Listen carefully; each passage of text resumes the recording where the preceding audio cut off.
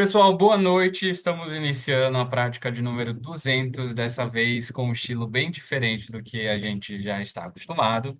E ninguém melhor para abrir essa nova fase das práticas que a nossa querida Raquel Ilha. Aê! Liga o microfone, Raquel. Aê! A gente preparou algumas perguntas para Raquel. Algumas perguntas foram os próprios alunos que enviaram e outras foram fonte de loucura da nossa cabeça, né? Então a gente vai fazer pergunta, uma pergunta pode levar a outra pergunta e assim vai, ok? Vamos lá, Raquel. Uma pergunta que mandaram que eu achei muito, mas muito, muito, muito interessante é: o que te motivou a ser intérprete? Gente, o que me motivou para ser intérprete? Aí, primeiro eu vou dar a resposta que eu escrevi, depois eu vou dar um adendo. Mas, basicamente, o que eu escrevi foi que a paixão pela comunicação, por falar com as pessoas, conhecer novas pessoas, foi o que me motivou. Porque eu entrei na tradução. E desde pequena eu sentia que eu tinha que fazer alguma coisa com o inglês, porque eu sempre gostei de inglês e eu não me sentia uma professora. Eu achava que eu nunca ia ser professora na vida, que eu ia só fazer alguma coisa relacionada com idiomas, mas que não ia ser da aula. E aí, olha onde é que eu fui parar. Mas eu conheci a tradução naquela loucura de ficar escolhendo um curso para o vestibular e fazendo vários milhões de cursos e não me encontrando num só, porque eu estudava história e gostava, estudava geografia e gostava, estudava física e gostava, estudava química e gostava. Eu gostava de todas as matérias. E aí era uma loucura de indecisão que eu tinha. E eu ficava, gente, o que é que eu vou fazer? Aí quando eu decidi estudar para um curso específico, que foi medicina, eu falei: se eu estudar para o mais difícil, todos os outros ficam fáceis de passar. Aí eu resolvi estudar para medicina. E no meio do caminho de estudar para medicina, eu esqueci que no final das contas, eu tinha que escolher outro curso que não fosse medicina, que eu só estava estudando para medicina só para poder passar em qualquer curso. E aí, nessa, eu acabei também me apaixonando pela área da saúde. Aí eu falei, meu Deus, mais uma coisa para eu gostar. E aí eu fiz 1 ano e meio de farmácia. Nada a ver, tipo, do nada. Nisso, eu não consegui passar para medicina, eu fiquei por um ponto. E aí eu acabei fazendo vestibular para farmácia e passei. Aí foi por isso que eu fiz 1 ano e meio de farmácia. E no meio desse curso de farmácia, eu peguei várias matérias de outras áreas, incluindo letras. E aí, nisso de fazer cursos dentro da UNB de várias outras áreas, na área de letras, eu descobri que existia tradução em inglês, o curso de tradução em inglês. E eu falava, gente, eu achava que letras era só licenciatura, eu achava que era só dar aula de inglês, né? Sabia que tinha o curso de tradução na graduação. E aí eu falei, gente, pronto, vou fazer esse curso. Aí eu fiz o vestibular novamente e entrei no curso de tradução. E aí eu me encontrei. Só que eu não me via de frente para uma tela, porque eu achava a tradução escrita muito entediante, porque eu não tinha interação com as pessoas. E aí foi por isso que eu acabei descobrindo que tradução falada se chamava interpretação e não tradução simultânea. Eu achava que era tradução simultânea quando eu entrei. E aí me falaram, não, interpretação, que é a parte oral, e a tradução é a parte escrita. E aí eu falei, então eu quero ser intérprete. Foi aí que surgiu, então, a minha super divagação em cima da minha pequena resposta. Aí, pronto, acho que concluí a minha resposta. Como uma pergunta leva a outra pergunta, tem uma que cabe muito bem para agora, que é o seguinte: o que você gostaria de ser se não fosse intérprete? Voltaria para a medicina? Voltaria? Quais eram os planos? Sim. Então, gente, se eu não fosse intérprete, eu acho que eu iria trabalhar com várias profissões. porque não tem uma específica que consegue suprir toda essa necessidade de aprendizado, como a interpretação consegue. Então, eu não consigo me satisfazer com uma profissão só. Eu respondi aqui que eu seria a pessoa malabarista das profissões. Eu iria voltar, eu ia ficar na minha área da estética, que eu gosto da área da estética, e aí eu ia atender meus clientes e no fim de semana iria surfar com a Isabel. Tipo, eu iria inventar milhões de modas, assim, porque eu acho que o intérprete é justamente a profissão mais versátil, porque a gente consegue ser todas as profissões em uma só. A gente entra no mundo do médico, na cabeça de um farmacêutico, na cabeça de um biólogo. A gente é todas as profissões ao mesmo tempo. Então, assim, realmente, sem a interpretação, eu ia inventar a interpretação. Tipo assim, se não existisse mais interpretação, eu ia fazer que nem eu coloquei lá no meu artigo, usar interpretação como uma forma de exercitar o cérebro para pessoas não ficarem com Alzheimer no futuro. Então, eu ia entrar nesses cursinhos aí que o pessoal dá para idosos e para pessoas que não querem perder a cognição, e ia usar a interpretação para fazer para outra finalidade, mas continuaria na interpretação. Eu não consigo me ver em outra profissão tão perfeita quanto a interpretação, sinceramente. Qualquer outra ia ser mais ou menos assim, não ia ser a mesma coisa, é o mesmo prazer. Tem que trazer uma faixinha com o nome 100% interpretação para ficar usando, né? Em qualquer cabine que Yeah! você tem. Agora é o seguinte, você falou que ama interpretação, sabemos que você é uma pessoa apaixonada pela sua profissão, mas eu queria saber quem ou o que serve de inspiração para você dentro dessa área da interpretação. Pois é. Então, eu já tive vários ídolos dentro da interpretação. Só que hoje em dia a minha inspiração é muito mais as pessoas que eu considero assim inspirações de vida também, além de ser inspirações não necessariamente da interpretação. Então, uma das grandes inspirações que eu tenho é a professora Lúcia Helena Galvão, que é a filósofa que mais para frente aparece até uma pergunta sobre a filósofa favorita. Então, a Lúcia realmente é uma grande inspiração, porque ela é um exemplo de vida, um exemplo de superação.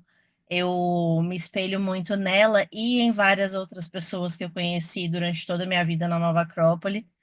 E não tem como não puxar sardinha para Nova Acrópole, porque é de onde eu tiro todo o meu saber, tudo que as pessoas perguntam assim, de onde vem a positividade? Tem uma pergunta aqui, né? Todas essas coisas que eu tenho na minha vida eu devo à Nova Acrópole, porque foi onde eu aprendi a cuidar melhor dos meus sentimentos, dos meus pensamentos, a pensar duas vezes antes de falar.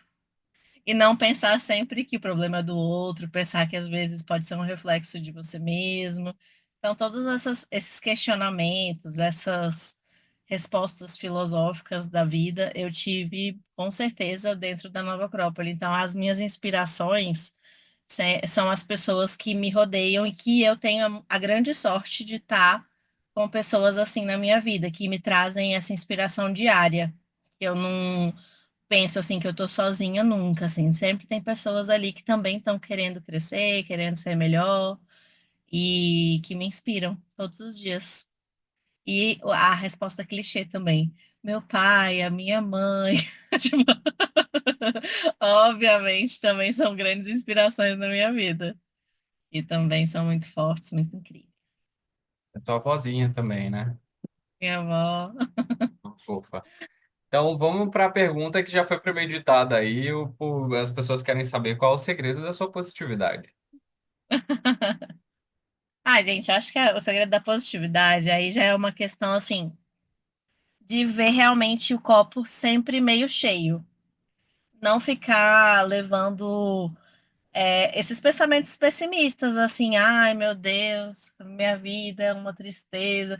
Sempre pensar assim, não, é porque ainda não chegou no final, sabe? Eu sempre fico pensando, não, se aqui tá ruim, mas é porque ainda não chegou onde tinha que chegar. Ainda tem alguma estradinha para chegar onde eu tinha que chegar.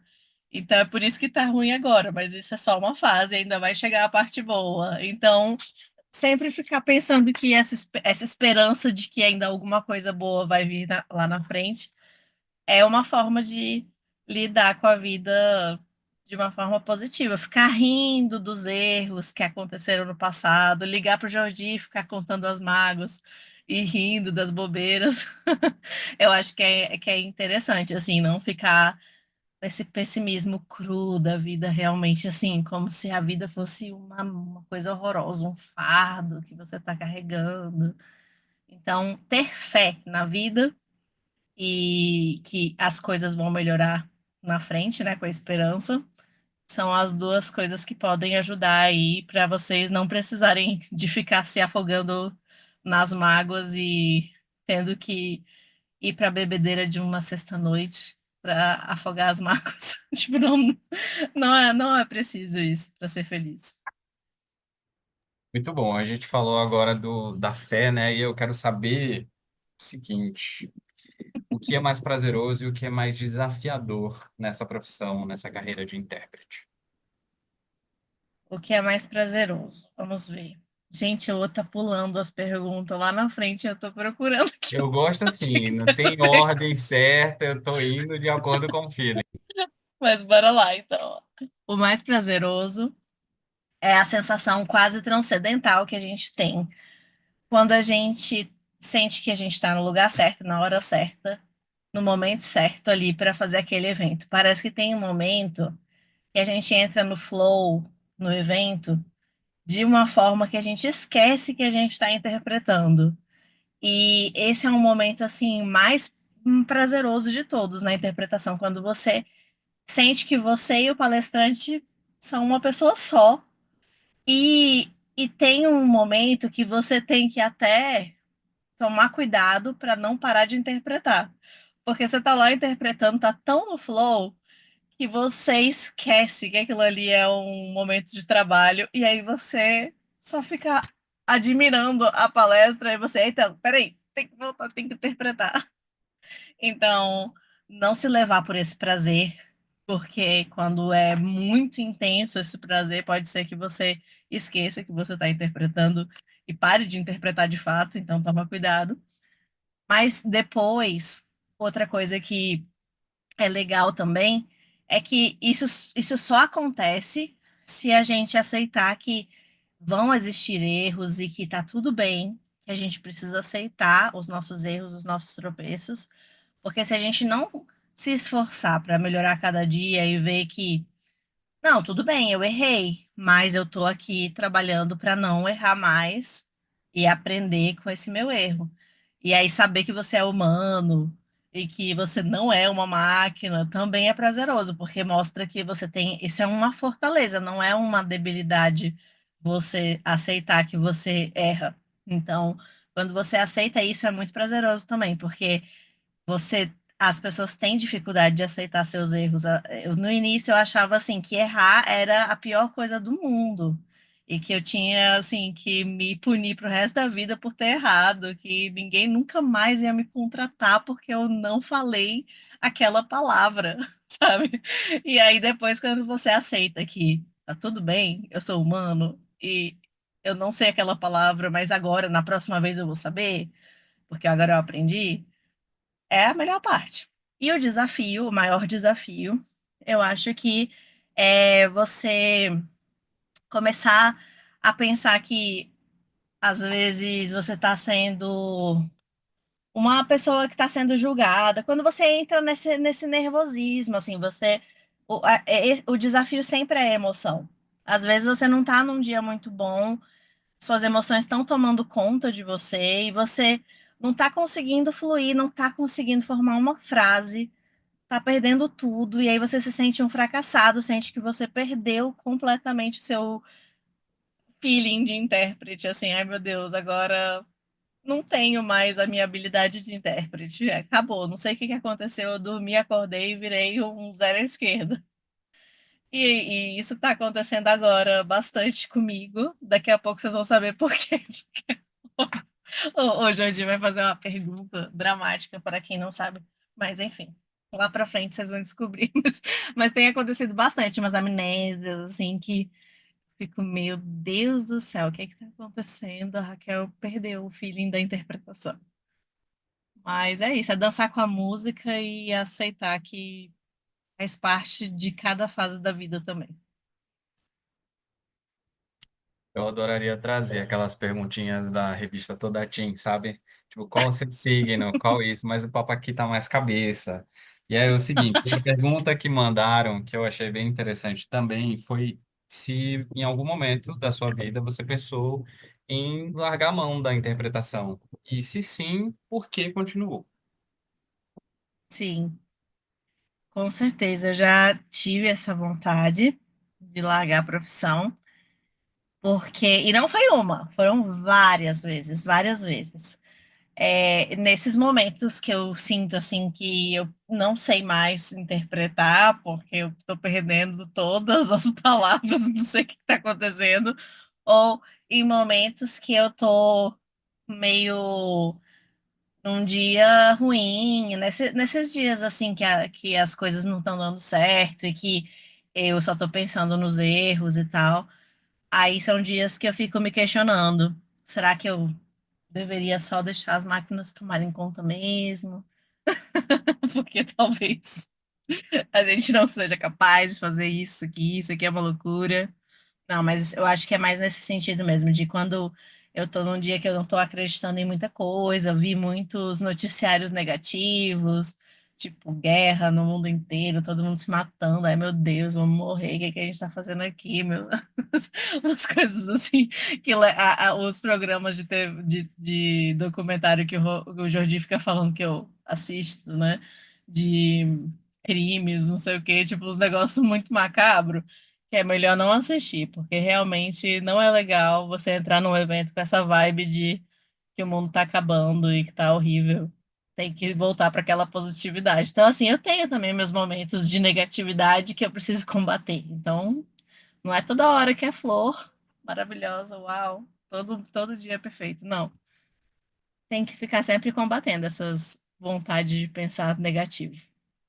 Mas eu fico com vontade de abandonar a profissão quando eu penso que tem, sei lá, alguma crítica circulando sobre mim e que eu sinto assim que eu não vou conseguir combater essa crítica, que é melhor largar a mão mesmo, que essas pessoas estão certas, melhor eu não fazer nada, porque o ego dói, né? A gente se sente atingido quando a gente ouve uma crítica, alguém falando alguma coisa sobre você e fofocando e vindo falar com você. É cansativo e você acaba realmente, assim, perdendo um pouco a fé em você. Então, eu já falei para todo mundo, assim, isso aí e já é uma coisa que eu já falo há anos. Tem anos que eu falo para não me contarem nada.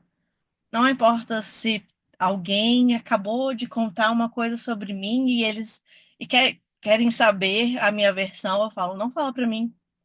Continua pensando o que você quiser. Se você quiser acreditar bem, se não quiser problema também.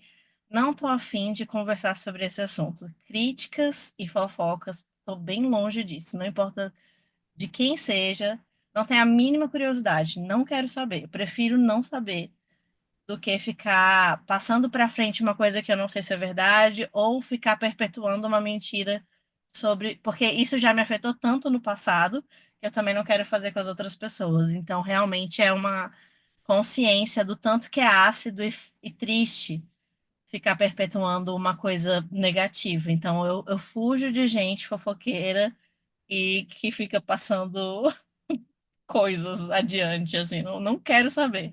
Nossa, ficou sabendo da última? Não quero saber. Não quero saber. Não conta pra mim que eu não tô afim de saber. Não conta. Não tô afim de saber. Então, é isso. Agora eu sei essa pessoa que corta as pessoas que vêm contar fofoca. Eu não quero saber. Eu acho que não serve pra nada.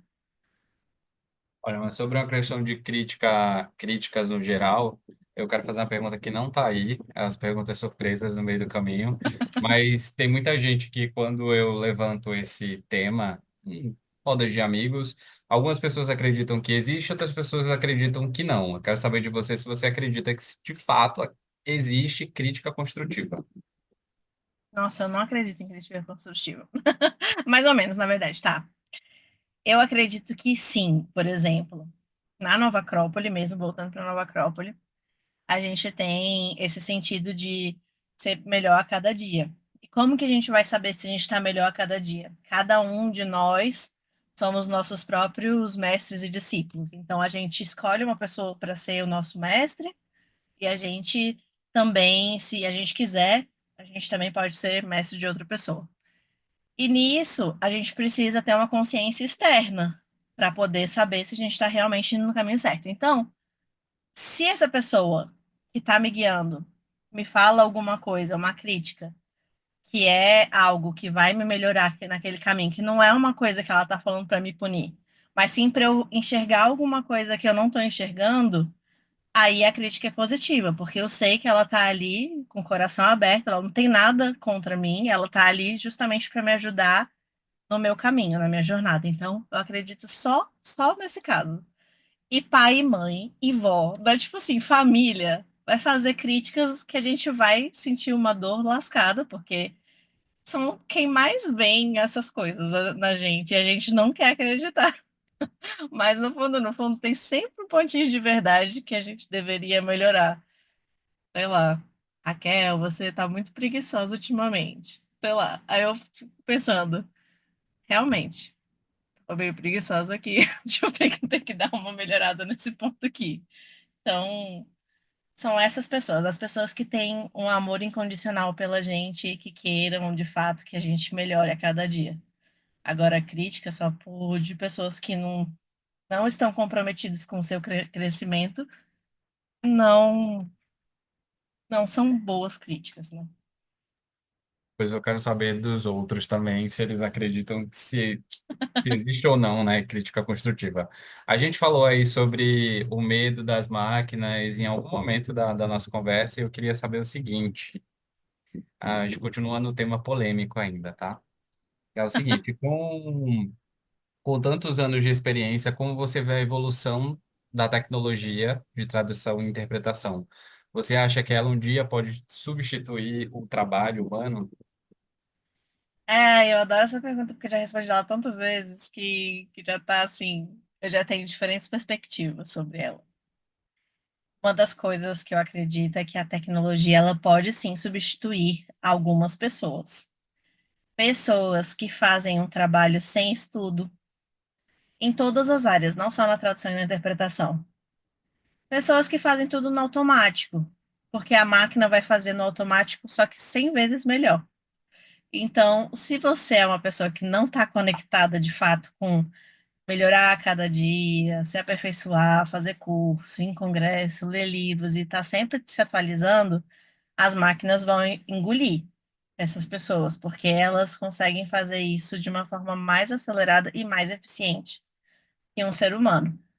E aí vai se manter justamente aquele profissional que for atrás de melhorar a cada dia, entender como que aquelas máquinas e aquelas plataformas que estão sendo criadas podem auxiliar no trabalho e não ser concorrentes do trabalho, mas auxiliadores, fazendo glossários, ajudando no caso da interpretação e da tradução, né? Utilizando os Kai Tools e os Cat Tools, que são as ferramentas que auxiliam na tradução e na interpretação para ajudar realmente a complementar, mas não para substituir, porque o humano, eu estava até falando com um colega hoje, a máquina, a inteligência artificial, por exemplo, ela não cria algo novo, ela só reproduz toda uma base de dados que já foi dado para ela lá atrás.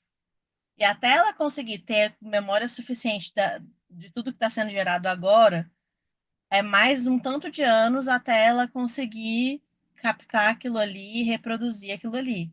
Se as pessoas não criarem nada de novo daqui para frente, vai ser só uma repetição de tudo que passou. E não vai ter nenhuma novidade. O único ser que pode criar alguma coisa nova é o ser humano. Então, a criatividade vai ser mais importante que tudo nesse momento. Quem não é criativo, quem só repete, uma coisa polêmica que eu vou trazer. Quem só faz post igual, no Instagram, no Facebook, no LinkedIn, que só fica copiando e colando para poder trazer a mesma temática e não teve a criatividade de ser quem criou aquele post original, é substituído por máquina.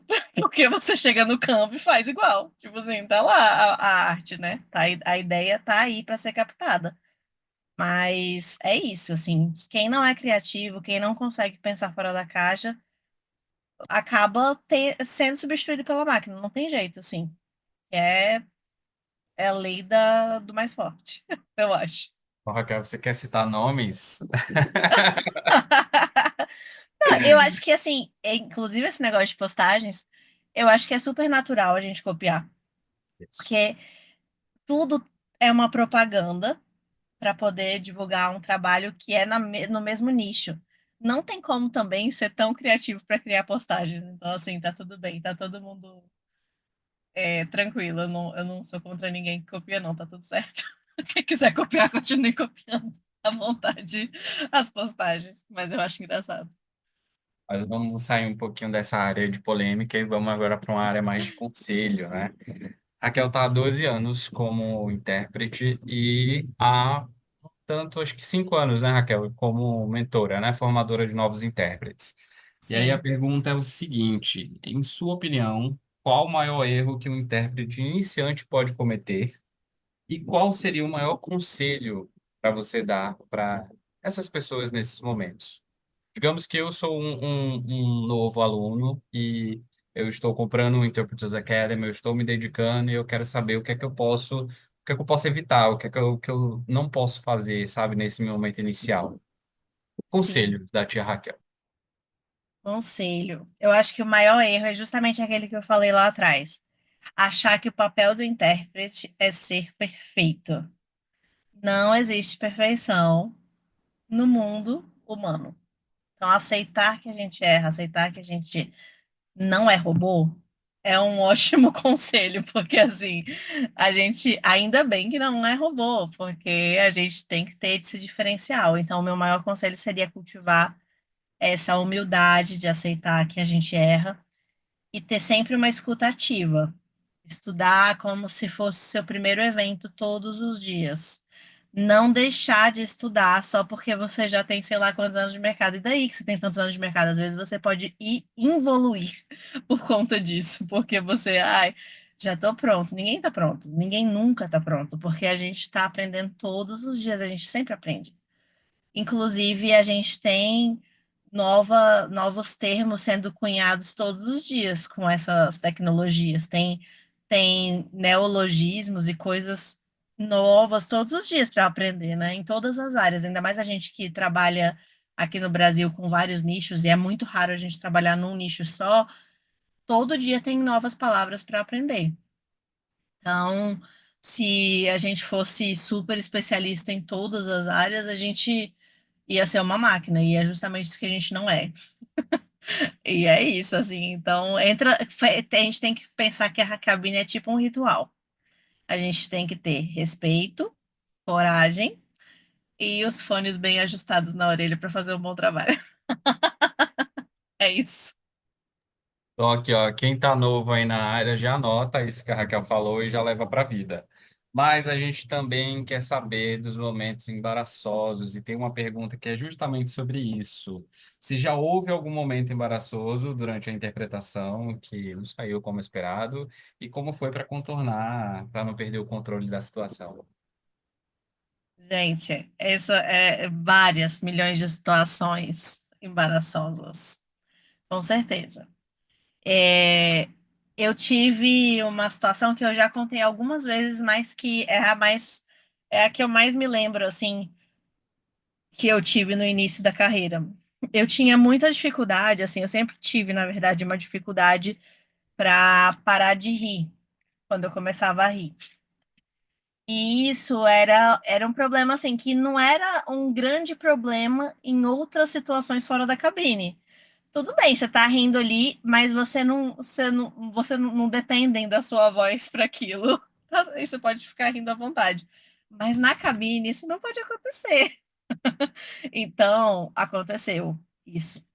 E aí a situação foi a seguinte: tinha um evento e estava tendo uma discussão das farmacopeias mundiais. Eles estavam, era um assunto super técnico, super sério, não tinha nada de engraçado. Mas a criatura que estava presidindo a mesa era um japonês, falando inglês, que não falava bem, falava muito mal, era um vocabulário limitadíssimo, e ele era gago. Mas se parasse por aí, tudo bem. O negócio é que a gagueira dele tinha som. E ele, quando parava para falar e fazia essas pausas, era uma pausa com som. Ele fazia tá, tá, tá, tá, tá, tá, tá, a cada 10 a cada palavra. E eu ficar. Aí eu, no início, ele falou uma vez, aí eu falei, nossa, será que ele só travou? Beleza. Aí, quando eu vi que era uma constante, me deu uma crise de riso que eu não conseguia parar de rir. E aí eu não conseguia interpretar, porque eu. E assim, a minha risada é uma risada que ela varia daquela que, tipo, não tem som. Começa assim, aí depois do nada começa. Aí eu puxo o ar, aí vem o som de porco. Aí depois vira um negócio assim que eu começo a tossir, espirrar, fazer xixi na calça. É um negócio horrível. Então, assim, não me queiram ver tendo crise de riso, porque eu morro de vergonha, porque eu não sei me controlar. E aí eu tive que me controlar, porque foi horrível, foi uma tristeza, assim, foi a coisa mais embaraçosa que eu já passei na minha vida. E o meu concubino na época foi assim, bem parceiro, por mais que ele tivesse com raiva de mim porque eu não estava conseguindo fazer, ele segurou a onda. Mas eu nunca vou me esquecer, porque foi um momento assim que eu me senti sem impotente, impotente totalmente, assim, eu fui pro banheiro e fiquei horas lá rindo. E toda vez que eu voltava pra cabine, era a porcaria do cara falando e tá, tá, tá, tá, tá. Eu começava de novo, aí me dava gatilho, eu voltava a rir de novo. Então, assim, triste. Foi realmente a pior situação. Mas é isso. Nossa, eu perdi totalmente o controle da situação. Não teve essa segunda parte da pergunta. Como você lidou com isso sem lidar sem perder o controle da situação? Eu perdi o controle da situação e nunca mais na minha vida eu passei por isso. Foi uma lição. Depois disso, todas as vezes que tem algum tipo de situação assim que foge do meu controle, que me dá uma vontade pequena de rir, eu engulo o riso, eu consigo já controlar. Eu não, depois dessa situação foi tão ruim para mim de me sentir fora do controle que eu não rio mais dessa forma em evento. Pode acontecer o que for. Já aconteceu várias outras situações, inclusive bem piores.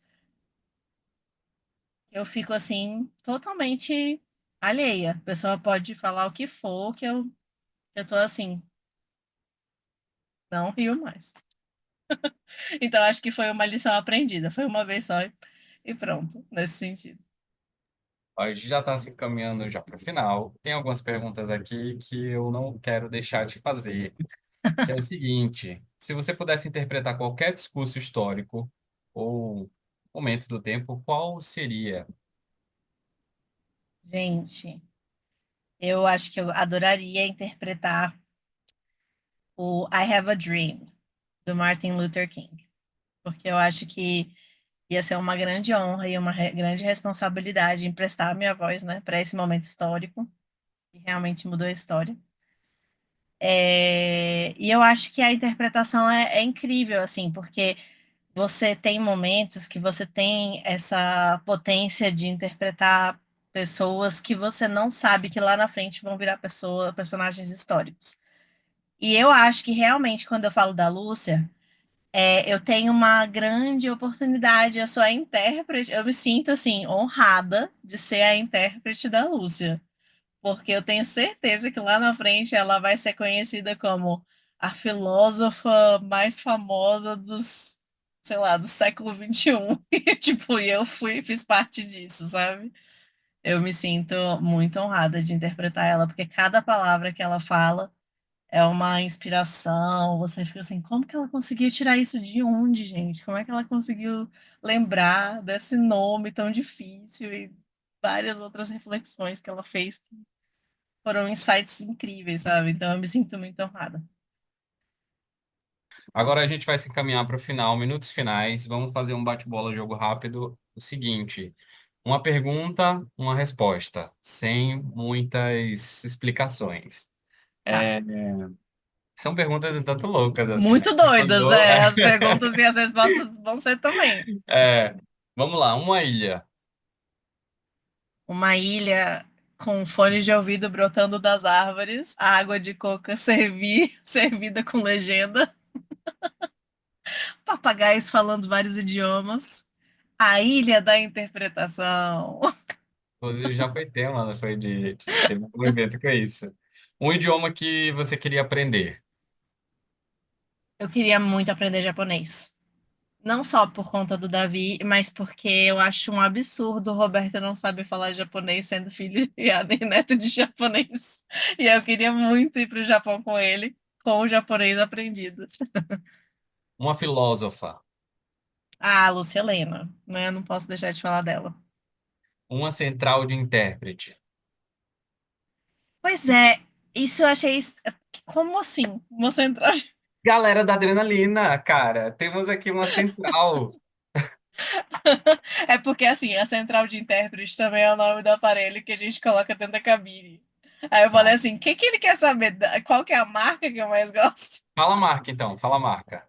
Olha, a marca que eu mais gosto é, gente, William Sound. William Sound. Olha aí. Um headset. Olha, headset, qualquer headset que não machuque minha orelha. Não, você tem um favorito. Qual é o seu favorito? Vamos É, falar o meu favorito juntos. é da Sennheiser, é o Ah, sim. Sennheiser SC60. Duas pessoas que você deixaria isoladas numa ilha deserta. Pois é, como assim? Pra ficar longe de mim ou pra ficar comigo? Eu não entendi essa pergunta. Ah, Como assim? vamos colocar que é para ficar junto com você. Duas pessoas que você colocaria numa ilha deserta com você, que você levaria junto. O Davi e o Roberto. A gente vai fingir que isso, né, estava bem pouco previsível, né? E tem uma pergunta também que eu acho muito interessante da gente fazer, é o seguinte: qual personagem do Friends você se identificaria caso eles fossem intérpretes? Ah, sim, esse daí eu coloquei aqui. Peraí. É, a Phoebe, gente. Eu super seria a Phoebe. O porquê o pessoal vai entender se for Sim, lá no Instagram, que lá no Instagram tem tudo cortadinho, exato. bonitinho no feed da Raquel. Raquel, muito obrigado pelo seu tempo, muito obrigado pelas respostas. É, foi tranquilo, né? Não foi tão cruel, não foi tão pesado. Só nesse final que a gente começou a acelerar.